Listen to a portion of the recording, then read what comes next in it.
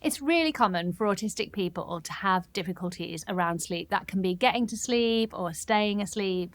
And for me, I find that quite often when I go to bed, that's when all the stress of the day runs around in my head, and I can end up having panic attacks that prevent me from sleeping. And then you can kind of get into a cycle of worrying about the fact that you're not sleeping and how much time you're going to get to be asleep before you need to do things the next day, and it can be really challenging. What are your experiences around sleep as an autistic person, James? So it's more or less twofold why autistic people can struggle with sleep. I have faced both of the reasons for growing up because I was diagnosed from a young age.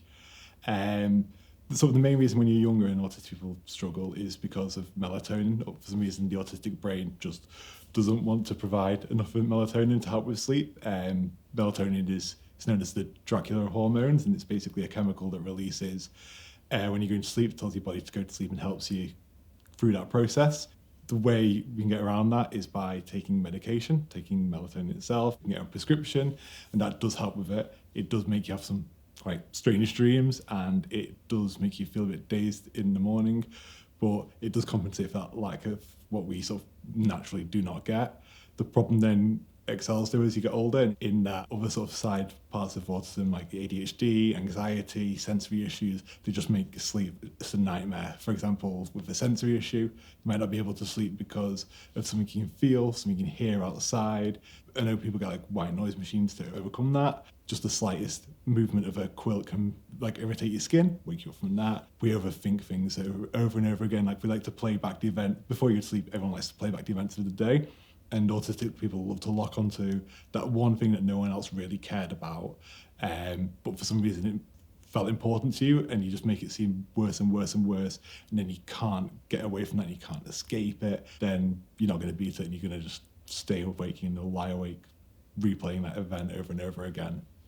What I need to do in order to maximise the possibility that I'm going to get a good night's sleep, if not guarantee it, is make sure that I have a particular routine before I go to bed. So I make sure that I don't look at blue light, and then, I read a book, and then I go to sleep. And I do the same thing every night. And even if I've been out, or even if I'm on holiday and my routine isn't the same, I still have to do those things in that order in order to guarantee getting a decent night's sleep.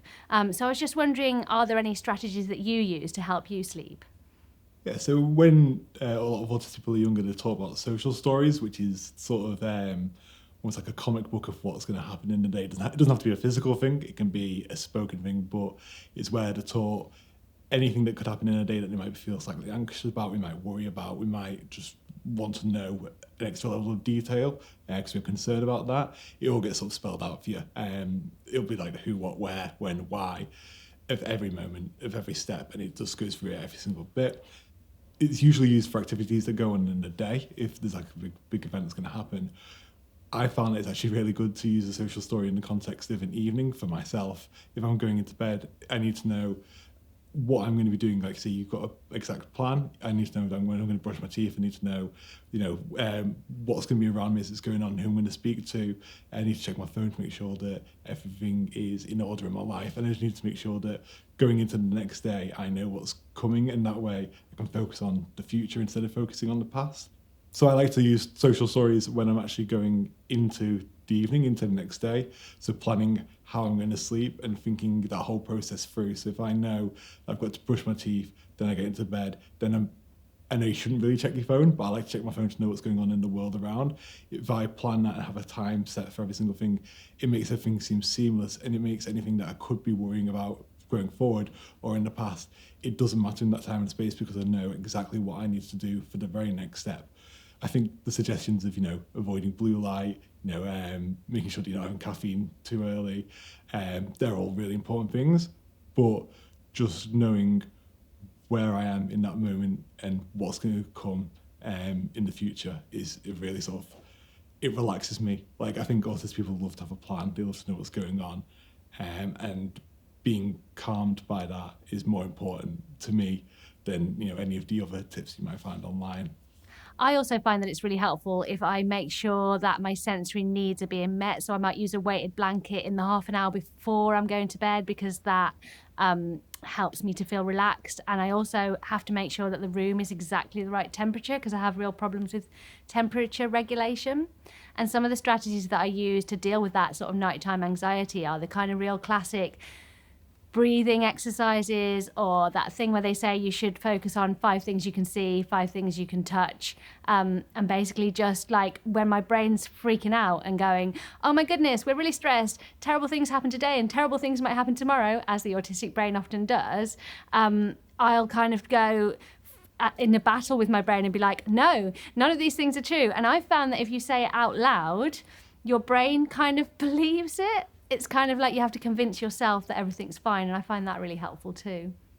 So because I commonly struggle with my sleep because of my autism, I have kind of a plan A and a plan B in my mind for every day. So I don't plan what I'm going to do in a day task-wise until the morning of the day, because if I planned it the day before and I had a bad night's sleep, then that would cause me more anxiety.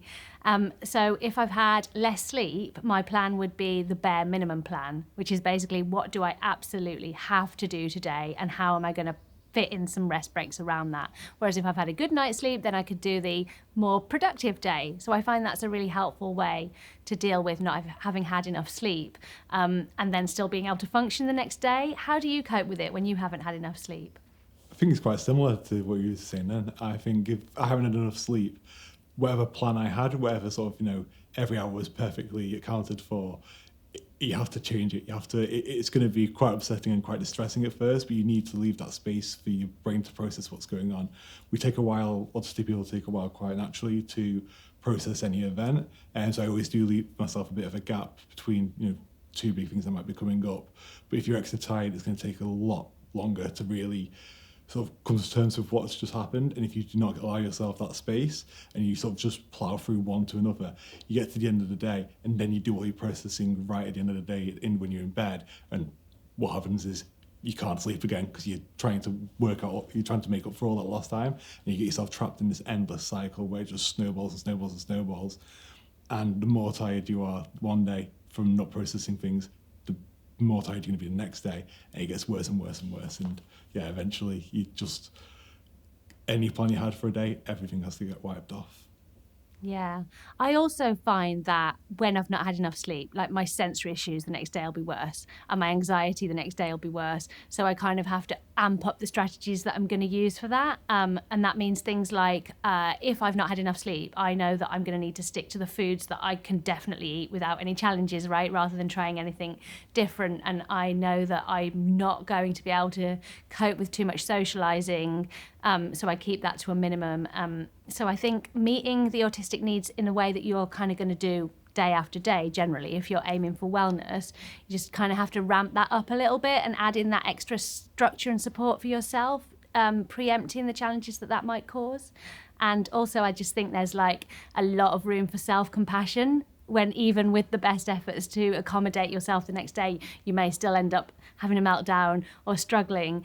It's kind of like not making that worse by beating yourself up about that, and instead being like, yeah, that makes sense. I didn't get enough sleep, and then I had a meltdown and had a difficult day, and that would have been the same for anyone, and so it's fine, and just don't worry about it. Yeah, I think one of the parts of when you are planning that the next day, if you had a really bad sleep and it was because something was on your mind, part of your new plan should be to find someone to discuss that, to make sure that you can sort of learn where it went wrong or what was going on, or if there was something that you know was the problem, you can work together to better understand where that came from, and yeah, that's take better care of yourself. Yeah. One of the things I've really struggled with as an autistic adult in a relationship, and so obviously sharing a room with my husband at night, is the kind of noises that he makes, and in particular the fact that he snores.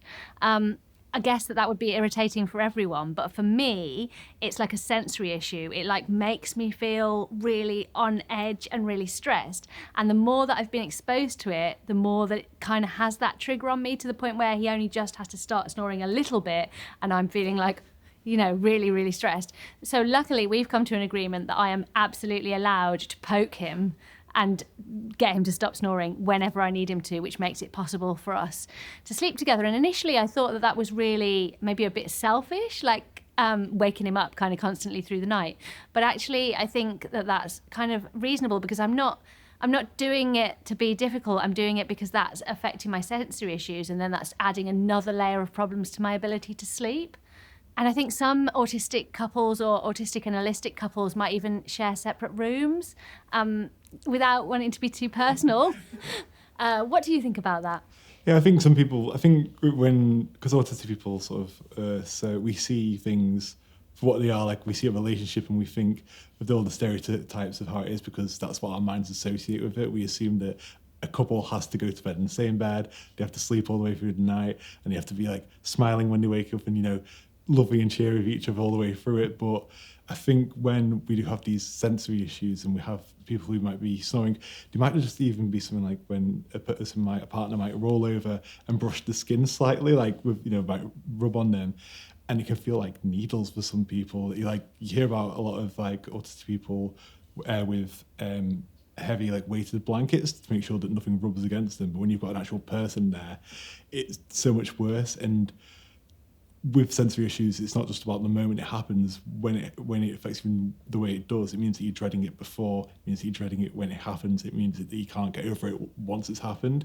And I think you do have to separate yourself. Like, if you are fortunate enough to have another room that you can go into and move away that way, that's how it can be done. I know that my partner and I, we sleep with pillows. Like, we make a wall down the middle of the bed, and that's her side and that's my side. And that way I know that she won't roll onto me and, brush my skin, give me a bit of a sensory overload. And similarly, I know that I snore and I feel like that might block out the sound. I don't know if there's any science behind that, but we both sort of gain from it in the end. Yeah, that's really reassuring. Yeah, I always thought I was a little bit strange being like, do not touch me. This is your side. This is my side. And I think it's just like a real thing that, like, I mean, any couple, but particularly couples that include autistic people, we don't have to follow a standard framework for how to make our relationships work. We can accommodate the needs that we have whilst also being connected to another person.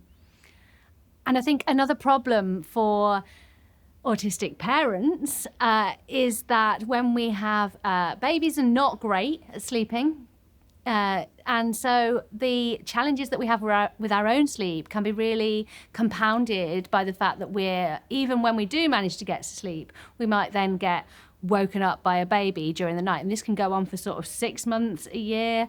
And then all of those issues around sleep and anxiety can be really exacerbated, and the challenges the next day. And you're already kind of trying to cope with being an autistic parent. So I did want to raise that, because I think often we don't speak to the experiences of autistic parents. We speak about autistic children and we speak about autistic adults, but the idea that we can be parents isn't often discussed. And the way that impacts sleep and impacted my mental health around that period was really significant.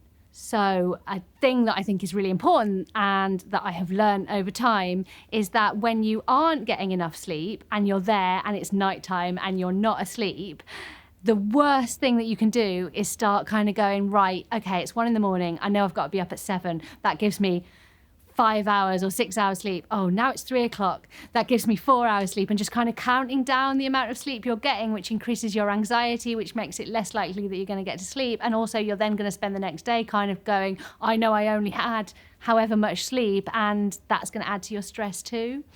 I guess that's the analytical nature of being autistic, that you're constantly working out how you can optimize getting the best sort of performance out of your night.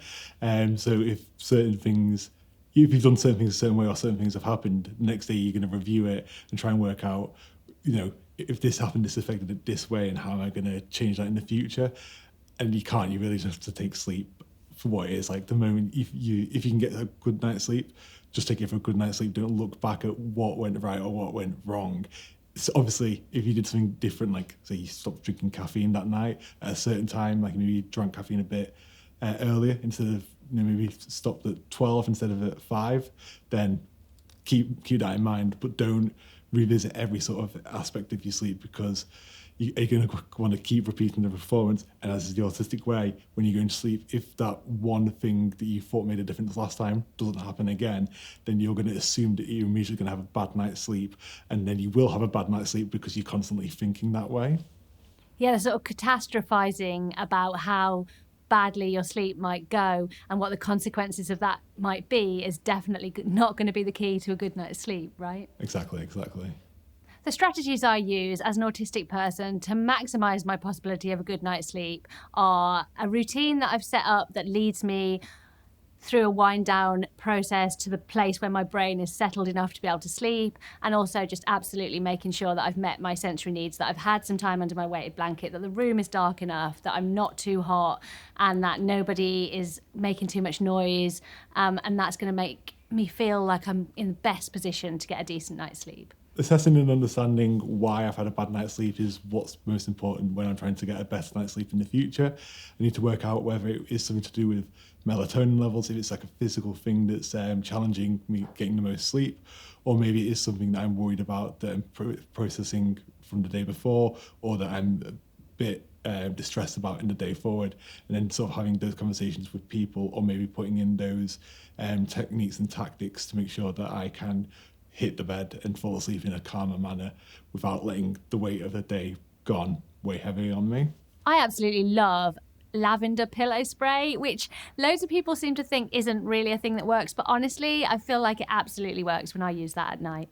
Yeah, I know people do disagree. They'll come up to you and say it doesn't work for them, but for me personally, it's always worked. Like, my head hits the pillow and I get that smell and I fall straight to sleep. I think it's probably definitely an autistic thing that how well we sleep can obviously be affected by what senses are going on around us, and the same applies for sight, smell, and sound. For example, you can have white noise machines to block out any of the sort of noise that could be disrupting your sleep when you're nodding off, create an ambience that sort of helps you to sort of gently get taken away into the night. And similarly, if you have like a blackout curtain to make sure that no light from the street is coming in. It can even be as simple as choosing the location of your bedroom. So I have a house that on the front is a main road, but on the back we have quite a big garden. So it's better for me to have my bedroom at the back because I'm definitely going to be disturbed if I'm in the front. And my advice with white noise machines, if you share a room with someone who might not want to fall asleep to the sound of falling rain or dolphins wailing, is that you can get these really cool pillow speakers that you plug into the white noise machine, you put it underneath your pillow, you can hear it really clearly, and they don't have to listen to your chosen sound.